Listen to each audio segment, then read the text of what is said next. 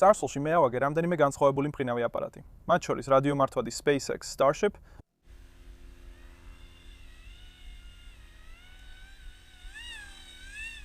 დასრულებული დრონიდან, რომელიც რეაქციის ბორბლებით იმართებოდა.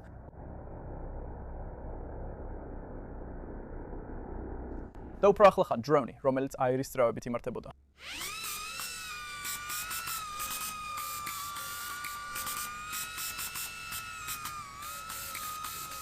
მაგრამ ერთი რჩევა ყოველთვის მესმის და ეს არის: თუ ბატარეას დრონის ქვედა ნაწილში განათავსებ, მასის ცენტრი დაბლა იქნება და დრონი უფრო სტაბილური იქნება, როგორც ქანქარა.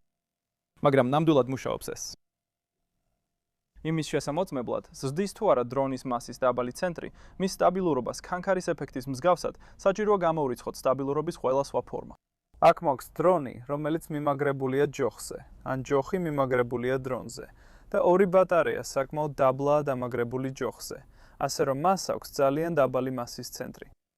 ეხლა თვითონ დრონზე არ არის სტაბილურობის არც ერთი ფორმა, როგორიცაა გიროსკოპები ან აქსელერომეტრები. ის უბრალოდ აწარმოებს ბიძგს. ამიტომ ეს უნდა გამორიცხავდეს ყველაფერს გარდა ამისა. ქანქარის ეფექტი. ეხლა შემიძლია ვაკონტროლოთ თროტლი და ძრავები, მაგრამ არ მაქვს მიმართულების კონტროლი. ამიტომ დავამაგროთ ეს ამ სამაგრზე. და ვნახოთ, რეალურად მუშაობს თუ არა. ეხლა ამას ოდნავ დახელ კუთხეზე ვამაგრებ, რაც ალბათ საუკეთესო შემთხვევაა, რომ ვნახოთ, ნამდვილად ასწორებს თუ არა, ასე რომ მოდით უკან დავიხიოთ. დავცადოთ.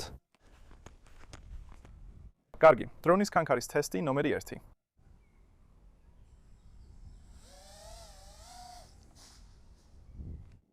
ბუჩქში შევეჯახე. დრონის ქანქარის თესტი ნომერი 2.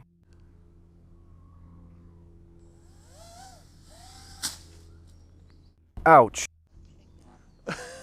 ეს ძლიერი დარტყმა იყო. კარგი, დრონი როგორც ჩანს საკმაოდ კარგად უძლებს. ტესტს კიდევ რამდენჯერმე ჩავატარებთ, სანამ ღარ დასკნას გამოვიტანთ. ან სანამ დრონი არ გაფუჭდება, რა თქმა უნდა. მაგრამ ჯერჯერობით როგორც ჩანს, ქანქარის ეფექტი დიდად არ შეიმჩნევა.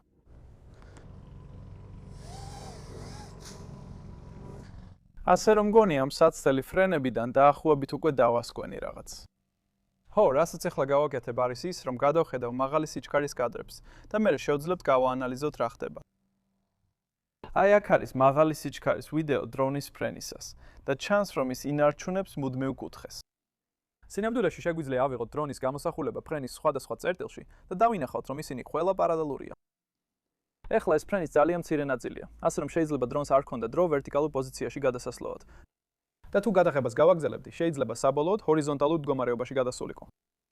აი კიდევ ერთი კადრი, სადაც დრონი ქანქარასავითაა დაჭერილი, რომ დროის მასშტაბი უკეთ წარმოიდგინოთ. ცხადია, რომ თუ ქანქარის ეფექტი არსებობდა, დრონი კადრიდან გასვლამდე უნდა გასწორებულიყო. მაგრამ რატომ ხდება ასე? მოდით ნახოთ, როგორ მუშაობს ქანქარა. ქანქარა მუშაობს ისე, რომ მასა ჩამოკიდებულია ბრუნვის წერტილზე, და როდესაც მასას გვერდზე გადავწევთ, ის ბრუნდება ცენტრისკენ. ეხლა ბრუნვის წერტილი ყოველთვის ფიქსირებულ პოზიციაშია და როდესაც მასას გვერდზე გადავწევთ, გრავიტაციის მიზიდულობა ბრუნვის წერტილიდან გადახრილია. ეს ქმნის ბრუნვის მომენტს, რომელიც ატრიალებს ქანქარას, მანამ სანამ მასა ისევ ბრუნვის წერტილის ქვემოთ წერტილის ქვემოთ არ დაბრუნდება. ასე რომ, დრონის ქანქარასავით ქანაობისთვის გრავიტაციის მიზიდულობა უნდა იყოს გადახრილი ბრუნვის წერტილიდან. ეხლა, რადგან გრავიტაცია არ ირჩევს ობიექტზე შემთხვევით წერტილს მიზიდულობისთვის, ვამბობთ, რომ ის მოქმედებს მასის ცენტრში. ეს იგივე წერტილია, სადაც ობიექტი ბალანსდება. მაგრამ სად არის ბრუნვის წერტილი? თუ ობიექტს ჰაერში ავაგდებთ და მას ბრუნვას მივცემთ, დავინახავთ, რომ ის ბრუნავს თავის ცენტრის გარშემო, რაც აზრიანია, თუ ოდესმე ფრიზბი გიგდიათ. თუ ობიექტის ერთ მხარეს მასას დავამატებთ, მასის ცენტრი იმ მხარეს გადაიწევს. მაგრამ რა ხდება ამის გამო, როცა მას ჰაერში აგდებენ? როგორც ჩანს, ის ბრუნავს მასის ახალი ცენტრის გარშემო. და სწორედ აქედან მოდის დრონების სტაბილურობის ყველაზე დიდი მცდარი წარმოდგენა. ლოგიკურია ვიფიქროთ, რომ დრონი ბრუნავს მისი ბიძგის წერტილის გარშემო და მასა ქვევით ეცემა როგორც ქანქარა. მაგრამ სინამდვილეში ბრუნვის წერტილი და მასის ცენტრი ერთსა და იმავე ადგილასაა. ამიტომ ბრუნვის მომენტი არ წარმოიქმნება და ბრუნვაც არ ხდება. თუ სცადეთ დრონის ფრენას ძალიან დაბალი მასის ცენტრით, უბრალოდ ხდება ის, რომ დრონის ბრუნვითი ინერცია იზრდება, რაც ნიშნავს, რომ ფრენის კონტროლერს უფრო მეტად უწევს მუშაობა მის სამართავად და ალბათ დრონი ჩამოვარდება. მაშ, რატომ არ მოქმედებენ პროპელერები ისე, როგორც ქანქარის ბრუნვის წერტილი? ამის ვიზუალიზაცია უფრო მარტივია, თუ წარმოვიდგენთ ბიძგს როგორც ფიქსირებულ ძალას, რომელიც დრონზე მოქმედებს. როდესაც დრონი იხრება, ბიძგის ხაზიც იხრება. ამიტომ კორექციის ბრუნვის მომენტი არ არსებობს და ბიძგი უბრალოდ გვერდით ისვრის მას. თუ ამას გადავადარებთ დახილ ქანქარას და ვაჩვენებთ ბრუნვის წერტილს როგორც ძალას, რომელიც პირდაპირ ზემოთ მოქმედებს, ნათელია, რომ ეს პროპელერების ამჟამინდელი განლაგებებით შეუძლებელია. ასევე, თუ ვაჩვენებთ გრავიტაციის ძალებს, რომლებიც მოქმედებს დრონზე და ქანქარაზე, ნათელია, რომ დრონზე მოქმედი ძალები ბრუნვის წერტილთან მიმართებაში დაბალანსებულია, ამიტომ ბრუნვა არ ხდება, მაშინ როცა ქანქარას აქვს დისბალანსი და მას ბრუნვა სურს. როდესაც დრონის ან ნებისმიერი სახის მფრინავი აპარატის დიზაინს ქმნი, მიყვარს წარმოვიდგინო, რომ ისინი ნულოვანი გრავიტაციის პირობებში არიან. ეს გაძალებს, რომ უგულებელყო ნებისმიერი სახის ქანქარის ეფექტი და რეალურად კონცენტრირდა იმ ძალებზე, რომლებიც წარმოიქმნება ბრუნვის წერტილის ან მასის ცენტრის გარშემო. ამიტომ ვიდეოს შემდეგ ნაწილში გადავხედავ ჩემს ყველა წინამფრინავი აპარატის პროექტს და იმედი მაქვს აგიხსნით მათში გამოყენებულ მართვის თეორიას. დავიწყოთ ელექტროარხული ვენტილატორის რაკეტით, რომელიც შექმნილია SpaceX Falcon 9-ის მართვის სიმულაციისთვის.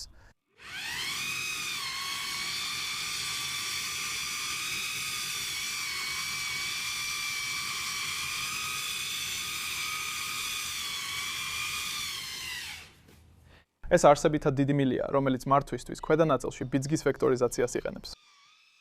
მაგრამ სად არის იდეალური მასის ცენტრი? თუ ბიძგს მომნიშნავთ როგორც ძალას, რომელიც მოქმედებს მილის ქვედა ნაწილში და ბიძგის ვექტორს ერთ ვექტორს ერთ მხარეს გადავხრით, ხედავთ, რომ მასის ზევით აწევა ქმნის დიდ ბიძგის გადახრას მასის ცენტრიდან, რაც შესაბამისად უფრო დიდ მართვის ბრუნვის მომენტს იძლევა. თუ მასის ცენტრი ქვედა ნაწილში იქნებოდა, ბიძგის ვექტორის გადახრა უსარგებლო იქნებოდა, რადგან მასის ცენტრიდან გადახრა არ იქნებოდა. ამიტომ, როდესაც ბიძგის ვექტორი მასის ცენტრიდან შორს არის, ამ მილისთვის შესაძლებელია კონტროლირებადი ჰოვერის შენარჩუნება.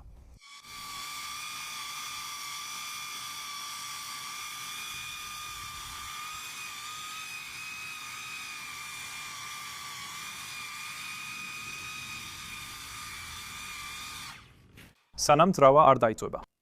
შემდეგი მაგალითი არის რადიომართვადი ჩინუკის მოდელი.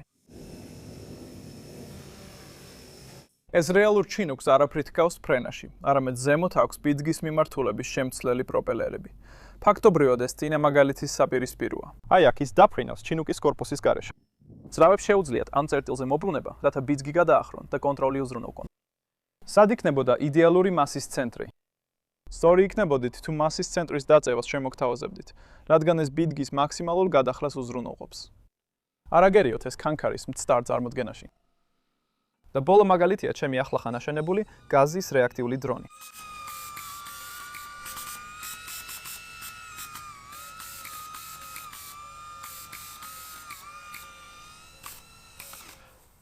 რადგან ამ დრონს აქვს ცენტრში დაფიქსირებული ბიძგი, ბიძგის მოქმედების ხაზი ყოველთვის გადის მასის ცენტრში და შესაბამისად არ ქმნის ბრუნვის მომენტს და არ იწვევს ბრუნვას.